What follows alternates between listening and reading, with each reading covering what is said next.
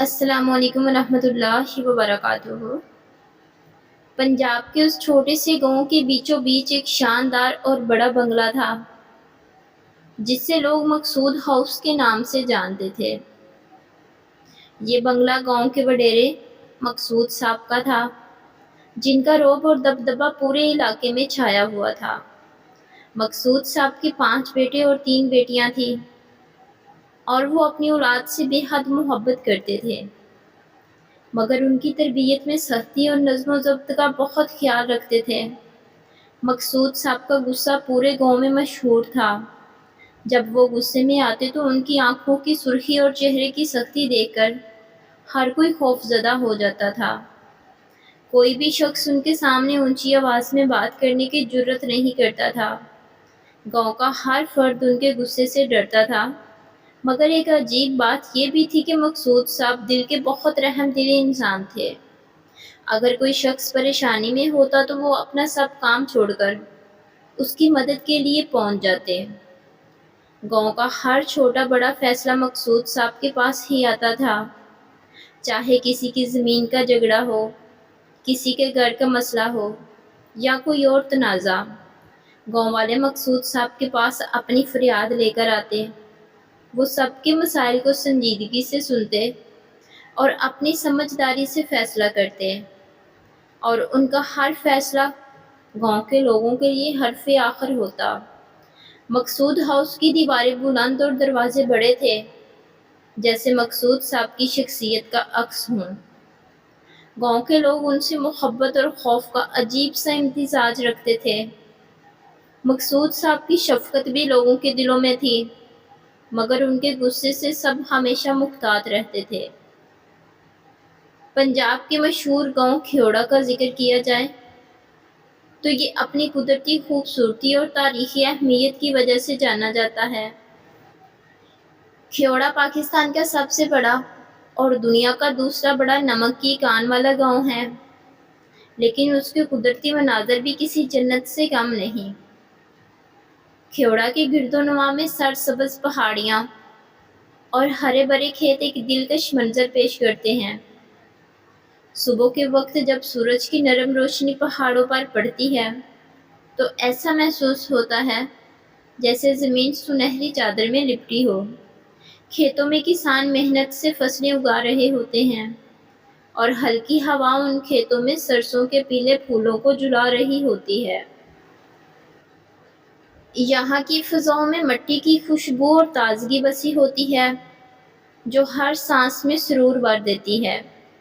گاؤں کی کچی گلیاں دیہاتی زندگی کی سادگی کا آئینہ ہیں۔ یہاں کے لوگ نرم دل اور مہمان نواز ہیں، جو ہمیشہ خوش آمدید کہنے کے لیے تیار رہتے ہیں۔ ہر طرف ایک سکون سا چھایا ہوتا ہے، جیسے وقت کی رفتار یہاں تھم گئی ہو۔ دور سے چلتی ہوئی بیل گاڑیوں کی آوازیں گاؤں کی زندگی کی رونق کا حصہ ہیں۔ کھیوڑا کا سب سے دلکش منظر شام کے وقت دیکھنے کو ملتا ہے، جب سورج پہاڑوں کے پیچھے ڈوب رہا ہوتا ہے اور آسمان سنہری اور سرخ رنگوں میں رنگا ہوتا ہے۔ پرندے اپنے گھونسلوں کی طرف واپس لوٹ رہے ہوتے ہیں اور گاؤں میں خاموشی چھا جاتی ہے۔ رات کے وقت آسمان پر تارے ایسے جگمگاتے ہیں جیسے کسی نے ہیرے بکھیر دیے ہوں۔ کھیوڑا کا یہ منظر کسی خواب سے کم نہیں، جہاں فطرت اپنی خوبصورتی کو دل کھول کر بکھیرتی ہے اور دلوں کو سکون اور طمانینت بخشتی ہے۔ رانیہ پتر، کدھر گئی میری دی رانی؟ رانیہ کے بابا اسے بار بار آوازیں دے رہے تھے۔ ان کی آواز میں بے چینی اور فکر جھلک رہی تھی۔ رانیہ کی ماں کا انتقال ہو چکا تھا، اور تب سے رانیہ پر گھر کی ساری ذمہ داریاں آ گئی تھی۔ گھر میں رانیہ کی بابیاں بے حد ظالم تھی۔ وہ نہ صرف رانیہ سے سارا کام کرواتی، بلکہ ہر وقت اسے تانے اور باتیں سناتی۔ اس کے باوجود رانیہ ہر کام خاموشی سے کر لیتی، دل میں ایک ہی امید لیے کہ ایک دن اس کی محنت کا صلہ ملے گا۔ رانیہ کا گاؤں کھیوڑا تھا، جو اپنی خوبصورتی اور تاریخی نمک کی کانوں کے لیے مشہور تھا، لیکن رانیہ کے لیے یہ گاؤں صرف ایک خوابگاہ کی طرح تھا، جہاں وہ آزادی اور علم کی جستجو کرتی تھی۔ رانیہ کے ایک خواب تھا کہ وہ پڑھ لکھ کر کچھ بنے اور اپنے بابا کا سہارا بنے۔ وہ ہر صبح گاؤں کے تمام کام نپٹاتی برتن دھوتی، جھاڑو دیتی، کھانا پکاتی، اور اس کے بعد جب سب اس سے مزید کام دینے لگتے تو وہ اپنے بابا سے اجازت لے کر شہر کی طرف روانہ ہو جاتی۔ جہلم شہر کا نام سن کر رانیہ کے دل میں خوشی کی لہر دوڑتی۔ وہ یہاں پڑھنے کے لیے جاتی تھی کیونکہ وہاں کے اسکول میں اس کا داخلہ ہوا تھا، لیکن یہ سفر آسان نہیں تھا۔ بابیاں اس سے برا بھلا کہتی اور کبھی کبھار تو اس کے راستے میں رکاوٹیں بھی ڈالتی تھی، لیکن رانیہ کے بابا ہمیشہ اس کا حوصلہ بڑھاتے اور کہتے، میری دی، تیرے خواب پورے ہوں گے، بس ہمت نہ ہارنا۔ رانیہ کے لیے اس کا بابا سب کچھ تھا۔ وہ اس کے واحد حمایت کرتا تھا، جو ہر وقت اس کی فکر مندی کرتا اور اس کا خیال رکھتا تھا۔ دن میں کام اور رات کو کتابیں۔ رانیہ نے اپنی زندگی کو خوابوں اور ذمہ داریوں کے درمیان تقسیم کر رکھا تھا۔ گاؤں میں ہر طرف خاموشی تھی، جیسے کوئی بڑا طوفان آنے والا ہو۔ ایک دن اچانک خبر آئی کہ وڈیرے کے بیٹے کا قتل ہو چکا ہے، اور یہ قتل رانیہ کے بھائیوں کے ہاتھوں ہوا تھا۔ گاؤں کے لوگوں کے دلوں میں خوف اور سراسیمگی پھیل گئی۔ وڈیرا مقصود کے بیٹے کی موت کی خبر نے پورے گاؤں کو ہلا کر رکھ دیا تھا۔ رانیہ کے سارے خاندان کو پولیس نے حراست میں لے لیا اور رانیہ کے بھائی بھاگ نکلے تھے، مگر یہ بھاگنا عارضی تھا۔ پولیس نے کچھ دنوں بعد انہیں بھی گرفتار کر لیا۔ رانیہ کے دل میں ایک درد کی لہر اٹھی۔ وہ نہیں جانتی تھی کہ یہ سب کیسے ہوا اور کیوں ہوا، لیکن حقیقت یہ تھی کہ اس کا خاندان بربادی کے دہانے پر کھڑا تھا۔ عدالت میں مقدمہ چلا اور رانیہ کے بھائیوں کو سزائے موت کا حکم سنایا گیا۔ وڈیرے کے غصے کا عالم ایسا تھا کہ اس نے معافی کا کوئی راستہ نہیں چھوڑا تھا۔ ایک دن رانیہ اپنے کمرے میں بیٹھی آنسو بہا رہی تھی کہ اچانک اس کے بابا اندر آئے۔ ان کی آنکھوں میں وہی شفقت تھی، لیکن ان کے چہرے پر ایک بے بسی کا سایہ تھا جو رانیہ نے کبھی نہیں دیکھا تھا۔ انہوں نے آستگی سے اپنی پگڑی اتاری اور رانیہ کے قدموں میں رکھ دی۔ یہ دیکھ کر رانیہ کے دل کی دھڑکن تیز ہو گئی۔ اس کے بابا کی پگڑی ان کی عزت کی علامت تھی، اور یہ قدم انتہائی بے بسی اور عاجزی کا تھا۔ رانیہ میری دی، بابا کی آواز میں درد اور بے بسی چھپی ہوئی تھی۔ اپنے بھائیوں کو بچا لے، بس ایک راستہ باقی ہے۔ وڈیرا کہتا ہے کہ اگر تو اس کے بیٹے سے نکاح کر لے تو وہ تیرے بھائیوں کو معاف کر دے گی۔ رانیہ کے کانوں میں یہ الفاظ جیسے آگ کی طرح دہکنے لگے۔ اس کے قدموں تلے زمین نکل گئی اور اسے یوں لگا جیسے ساری دنیا اندھیر ہو گئی ہو۔ وہ بے یقینی کے عالم میں اپنے بابا کی طرف دیکھتی رہی۔ یہ کیا کہہ رہے ہیں آپ؟ اس نے کپ کپاتے ہونٹوں سے پوچھا۔ بابا نے بے بسی سے سر جھکا لیا۔ میرے پاس کوئی اور راستہ نہیں رانیہ، تیرے بھائیوں کی زندگیاں تیرے ہاتھ میں ہیں۔ میں نے سب کچھ کیا، لیکن وڈیرے کا دل نہیں بدلا۔ وہ صرف ایک شرط پر مانتا ہے اور وہ شرط تم ہو۔ رانیہ کی آنکھوں سے بے اختیار آنسو بہنے لگی۔ اس نے اپنے بابا کی طرف دیکھا، جو ہمیشہ اس کے محافظ تھے، جو ہمیشہ اس کے لیے مضبوط کھڑے رہتے تھے۔ آج وہ بھی بے بس ہو چکے تھے۔ بابا نے دوبارہ سر اٹھایا اور کہا، میری عزت تمہارے قدموں میں ہے۔ میری دی، اپنے بھائیوں کی زندگیاں بچا لو۔ رانیہ کا دل بوجھل ہو گیا اور اسے یوں لگا جیسے وہ ایک ایسی قید میں آ گئی ہے جس سے نکلنے کا کوئی راستہ نہیں۔ اسے اپنے بھائیوں کی زندگیاں بچانی تھی، لیکن قیمت اتنی باری تھی کہ وہ فیصلہ کرنے سے قاصر تھی۔ اس کے آنسو جاری تھے اور دل میں ایک طوفان مچ گیا تھا۔ رانیہ کا نکاح وڈیرے کے چھوٹے بیٹے کے ساتھ بری ہوئی محفل میں ہوا۔ وڈیرے کا چھوٹا بیٹا لندن سے کاروبار کی تعلیم مکمل کر کے آیا تھا اور وہ ایک کامیاب بزنس مین بھی تھا، لیکن اس کی فطرت میں غصہ بہت زیادہ تھا اور اسے کنٹرول کرنا مشکل ہوتا تھا۔ نکاح کے بعد رانیہ کے بھائیوں کو چھوڑ دیا گیا اور بظاہر سب ٹھیک ہو گیا، مگر رانیہ کی زندگی تو جیسے ہمیشہ کے لیے برباد ہو چکی تھی۔ نکاح کے بعد جب رانیہ کو مقصود ہاؤس یعنی وڈیرے کی حویلی میں لے جایا گیا تو وہاں کسی نے اس کا استقبال نہیں کیا۔ جیسے ہی رانیہ حویلی کے بڑے دروازے سے اندر داخل ہوئی، وڈیرے کی بیوی نے اسے دیکھتے ہی غصے سے آگ بگولا ہو کر کہا، یہی ہے وہ، میری بیٹی کا قاتل۔ وڈیرن نے ایک لمحے کی دیر نہ کی اور فوراً رانیہ کو بالوں سے پکڑ کر زور سے مروڑا۔ رانیہ کے چہرے پر درد اور حیرانی کے آثار نمایاں تھے۔ وڈیرن کی آنکھوں میں نفرت اور غصے کی آگ بھڑک رہی تھی۔ میرے بیٹے کی جان تمہارے بھائیوں نے لی اور اب تم میرے گھر میں آ گئی ہو۔ اس کی آواز کانپ رہی تھی۔ تم نے میری زندگی سے میری روشنی چھین لی ہے۔ رانیہ کی آنکھوں میں آنسو بھر آئے، لیکن اس نے کوئی جواب نہ دیا۔ اس کی زندگی ایک ایسی سزا میں بدل چکی تھی جس کا کوئی خاتمہ نظر نہیں آ رہا تھا۔ وڈیرن نے رانیہ کو زور سے دھکا دیا اور وہ زمین پر گر گئی۔ رانیہ کا دل جیسے بند ہو گیا تھا اور اسے سمجھ نہیں آ رہی تھی کہ وہ کس قدر بڑے عذاب میں آ گئی ہے۔ حویلی کے بڑے کمرے میں گہری خاموشی چھا گئی۔ رانیہ کا دل جیسے ٹوٹ چکا تھا اور وہ جانتی تھی کہ اس نئی زندگی میں اسے صرف ظلم اور تکلیف کا سامنا کرنا ہوگا۔ رانیہ زمین پر گری ہوئی تھی، درد اور خوف کے مارے اس کے ہاتھ کانپ رہے تھے۔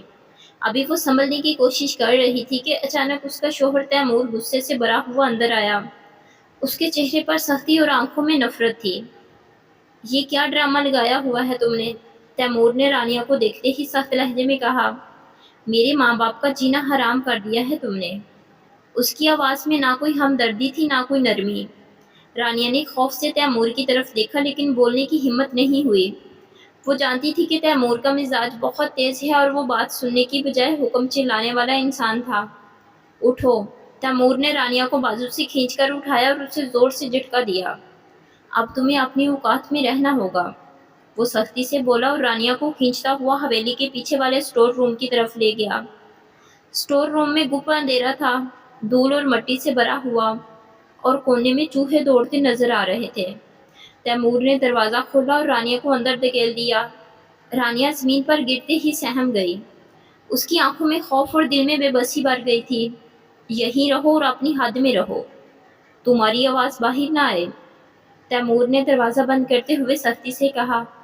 رانیہ کی آنکھوں سے آنسو بہنے لگے اور وہ دیوار سے لگ کر بیٹھ گئی۔ اندھیرے میں اس کا دل اور بھی گھبرا رہا تھا۔ اچانک تیمور دوبارہ دروازے پر آ کر داڑا۔ اگر کوئی آواز آئی تو تمہیں اور بھی بڑی سزا ملے گی۔ رانیہ کا دل جیسے کانپ اٹھا۔ اس نے اپنی آواز دبانے کی کوشش کی مگر اس کے آنسو تھمنے کا نام نہ لے رہے تھے۔ اندھیرے اور تنہائی میں رانیہ نے خود کو اس قید میں بالکل بے بس محسوس کیا۔ کچھ دنوں تک رانیہ پر ظلم و ستم کا سلسلہ یوں ہی جاری رہا۔ ہر رات وہ اسٹور روم کے اندھیرے میں سہم کر سو جاتی، جہاں چوہے دوڑتے اور خوف کے سائے اس کے دل پر چھائے رہتے۔ کبھی اس کے کھانے میں دیر کی جاتی اور کبھی اسے کھانے کے بغیر ہی چھوڑ دیا جاتا۔ تیمور کا غصہ دن بہ دن بڑھتا جا رہا تھا اور وڈیرن کا رویہ بھی سخت سے سخت تر ہوتا جا رہا تھا۔ ایک دن تیمور نے رانیہ کو حویلی کے کام کرنے کا حکم دیا، لیکن اسے وہ چھوٹا سا اسٹور روم ہی دیا گیا جہاں وہ راتیں گزارتی تھی۔ وہ وہاں مٹی صاف کرتی، دیواروں سے لگے جالے اتارتی، مگر ہر لمحہ اسے یہ محسوس ہوتا کہ اس کی زندگی ایک قید میں بدل چکی ہے۔ کچھ دن بعد تیمور نے اچانک رانیہ کو اسٹور روم سے نکالا اور اپنے کمرے میں لے آیا۔ اس کا چہرہ ہمیشہ کی طرح غصے سے بھرا ہوا تھا، مگر آج اس کے لہجے میں کچھ بدلا ہوا محسوس ہو رہا تھا۔ سنو، آج سے تم اس کمرے میں رہ سکتی ہو، لیکن یاد رکھنا، تمہیں میری ماں اور وڈیرے کے سامنے کبھی نہیں آنا۔ ان کا زخم ابھی تک تازہ ہے اور تمہاری وجہ سے ان کی زندگی برباد ہوئی ہے۔ رات کے وقت تیمور کو تیز بخار ہو جاتا ہے۔ رانیہ جب یہ دیکھتی ہے تو وہ فوراً پانی اور دعا لے کر آتی ہے۔ تیمور نیم ہوشی میں ہوتا ہے اور دیکھتا ہے کہ رانیہ اس کی دیکھ بھال کر رہی ہے۔ وہ کچھ کہنے کی کوشش کرتا ہے، مگر رانیہ اسے آرام کرنے کا کہتی ہے۔ تیمور کو رانیہ کے لمس میں کچھ سکون محسوس ہوتا ہے، جیسے وہ اس کی تکلیف کو سمجھ رہی ہو۔ اگلی صبح تیمور خود کو بہتر محسوس کرتا ہے اور جب دیکھتا ہے کہ رانیہ نے اس کی دیکھ بھال کی ہے تو اس کے دل میں ایک نرم احساس جاگتا ہے۔ رانیہ نے حیرت سے تیمور کی طرف دیکھا۔ اس کی آنکھوں میں آنسو بھر آئے اور وہ آہستہ سے بولی، تیمور صاحب، میرا کیا قصور تھا؟ میں نے تو قتل نہیں کیا، تو پھر مجھے کیوں یہ سزا ملی؟ تیمور کی آنکھوں میں ایک لمحے کے لیے الجھن دکھائی دی، لیکن پھر اس نے سخت لہجے میں کہا، یہ قصور یا بے قصوری کا سوال نہیں ہے رانیہ، تم اس خاندان کا حصہ ہو اور تمہیں ان کے غم کا بوجھ اٹھانا ہوگا۔ میری ماں کا بیٹا مرا ہے اور تمہیں احتیاط کرنی ہوگی کہ ان کے سامنے نہ جاؤ، ورنہ ان کا غصہ تم پر پھر سے برس سکتا ہے۔ رانیہ نے سر جھکا لیا، دل میں ایک گہرا درد اور ناانصافی کا احساس لیے ہوئے۔ اسے اپنی بے گناہی کا کوئی فائدہ نظر نہیں آ رہا تھا اور وہ سمجھ چکی تھی کہ اس زندگی میں اسے اپنی قسمت کے خلاف لڑنا ہوگا۔ ایک دن اچانک وڈیرن کی طبیعت بگڑ گئی اور گھر میں کوئی ملازم بھی نہیں تھا، سب چھٹیوں پر گئے ہوئے تھے اور صرف رانیہ اور تیمور گھر میں موجود تھے۔ تیمور نے فوراً اپنی والدہ کی طرف دیکھا جو بے ہوش ہو رہی تھی۔ وہ گھبرا کر کمرے میں بھاگ گیا، لیکن اپنی ماں کو اکیلا چھوڑ کر نہیں جا سکا۔ تیمور، میں مدد کر سکتی ہوں، رانیہ نے جلدی سے کہا، مگر تیمور نے غصے سے اسے روک دیا۔ دور رہو رانیہ، تمہیں کچھ نہیں آتا، وہ چلایا۔ رانیہ نے غصے میں آ کر جواب دیا، بس خاموش ہو جو تیمور، یہ تمہاری ماں ہے اور میں ان کی مدد کر سکتی ہوں۔ وہ فوراً وڈیرن کے پاس گئی اور ان کی حالت دیکھ کر پریشان ہو گئی۔ وڈیرن کی گردن پر ایک زخم تھا اور وہ سانس لینے کی کوشش کر رہے تھے۔ رانیہ نے فوراً CPR شروع کی۔ اس نے وڈیرن کی گردن کو سنبھالا اور ان کے سینے پر دباؤ دینا شروع کیا۔ کچھ لمحوں کے بعد وڈیرن کی سانس بحال ہو گئی۔ اسی دوران ڈاکٹر بھی پہنچ گیا۔ اس نے فوری طور پر وڈیرن کا چیک اپ کیا اور پھر رانیہ کی طرف دیکھا۔ ان کی حالت بہتر ہو گئی۔ لیکن یہ CPR کس نے دی؟ ڈاکٹر نے پوچھا۔ رانیہ نے جواب دیا، میں نے، ڈاکٹر صاحب۔ ڈاکٹر نے حیرت سے پوچھا، تم ڈاکٹر ہو؟ رانیہ نے جھجکتے ہوئے کہا، نہیں، لیکن میں ایک مریض کی حالت دیکھ کر کبھی خاموش نہیں رہ سکتی۔ اگر میں مدد نہ کرتی تو ان کی حالت بگڑ سکتی تھی۔ ڈاکٹر نے مسکرا کر کہا، تم نے بہت اچھا کام کیا۔ انسانیت کا فرض نبھانے میں کبھی بھی پیچھے نہیں ہٹنا چاہیے۔ تیمور خاموش کھڑا یہ سب دیکھ رہا تھا۔ اس کے دل میں رانیہ کی محبت اور ہمت کی قدر پیدا ہو گئی اور وہ اس کے لیے نیا احترام محسوس کرنے لگا۔ رانیہ سردیوں کے ایک سخت دن میں کپڑے دھو رہی تھی۔ ہاتھ اس کے سردی سے سن ہو چکے تھے، لیکن کام ختم کرنا ضروری ہے۔ اچانک تیمور باہر آتا ہے اور خاموشی سے ایک گرم چادر اس کے کندھوں پر ڈال دیتا ہے۔ رانیہ حیرت سے اس کی طرف دیکھتی ہے۔ یہ تیمور کی طرف سے پہلی بار نرم رویہ دیکھ کر وہ کچھ نہیں کہہ پائی۔ تیمور بھی خاموشی سے پلٹ کر واپس چلا جاتا ہے۔ اس لمحے میں دونوں کے دلوں میں ایک خاموشی سی باتیں کرتی ہے اور رانیہ کو ایک پل کے لیے امید کی کرن نظر آتی ہے۔ رانیہ اور تیمور کے درمیان محبت آہستہ آہستہ پروان چڑھ رہی تھی اور اب تیمور کے والد مقصود صاحب اور باقی وڈیروں نے بھی رانیہ کو دل سے قبول کر لیا تھا۔ تیمور کے بھائی کا قتل ان کے دلوں پر گہرا زخم تھا، لیکن سب نے محسوس کیا کہ رانیہ کی سچائی اور وفاداری نے ان کے دلوں کو نرم کر دیا ہے۔ انہوں نے بھی دل سے اسے اپنی بہو مان لیا تھا اور ماضی کی تلخیوں کو بھولنے کی کوشش شروع کر دی۔ ایک رات تیمور رانیہ کو چاندنی راتوں میں لے کر گاؤں کے پرانے باغ میں جاتا ہے۔ دونوں خاموشی سے کھیتوں میں چہل قدمی کرتے ہیں اور ہوا میں سردی کی ہلکی سی لہر محسوس ہوتی ہے۔ تیمور رانیہ کا ہاتھ تھامتا ہے اور کہتا ہے، رانیہ، تمہاری موجودگی نے میری زندگی کو بدل دیا ہے۔ مجھے نہیں پتا کہ یہ سب کچھ کیسے ہوا، مگر تمہارے بغیر زندگی ادھوری لگتی ہے۔ رانیہ شرم سے جھک کر ہلکا سا مسکرا دیتی ہے۔ تیمور اس کی آنکھوں میں دیکھتے ہوئے مزید کہتا ہے، میں جانتا ہوں کہ ہم دونوں کے درمیان نفرت کا سفر تھا، مگر تم نے مجھے محبت کرنا سکھا دیا۔ میرے والد نے بھی تمہیں دل سے قبول کر لیا ہے۔ میں چاہتا ہوں کہ ہم ماضی کو پیچھے چھوڑ کر ایک نئی زندگی شروع کریں۔ رانیہ کی آنکھوں میں آنسو آ جاتے ہیں۔ وہ اپنے دل کی گہرائیوں سے محسوس کرتی ہے کہ تیمور کے ساتھ ایک نئی زندگی کا آغاز اب ممکن ہو چکا ہے۔ تیمور اسے اپنے قریب کھینچتا ہے اور اس کے ماتھے پر پیار سے بوسہ دیتا ہے۔ وہ دونوں باغ میں ایک دوسرے کے ساتھ جڑے ہوئے کھڑے رہتے ہیں اور تیمور کہتا ہے، رانیہ، میں وعدہ کرتا ہوں کہ آج سے تمہاری زندگی میں صرف خوشیاں ہی خوشیاں ہوں گی۔ اگلی صبح ان کی زندگی کا نیا باب شروع ہوتا ہے۔ وہ دونوں ایک دوسرے کے ساتھ مضبوطی سے بندھے ہوئے خوشیوں کی راہ پر چل پڑتے ہیں اور ماضی کی تلخیوں کو ہمیشہ کے لیے پیچھے چھوڑ دیتے ہیں۔ مزید اچھی ویڈیوز کے لیے میرے چینل کو لائک، سبسکرائب اور شیئر کریں۔ ملتے ہیں نیکسٹ ویڈیو میں، تب تک کے لیے اللہ حافظ۔